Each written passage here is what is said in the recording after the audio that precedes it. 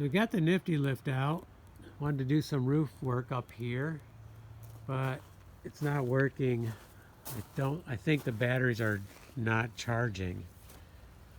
It's been quite a few years, and I do see they're puffed a little bit, and they just may have not be good now.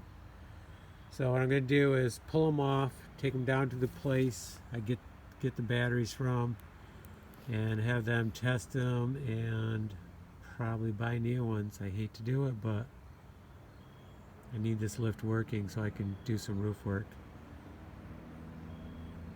Otherwise, we hopefully will be good to go. And I've been charging it for like a day now, and it's still acting like it's not charged. It just does a click and that's it. Okay, let's take these out.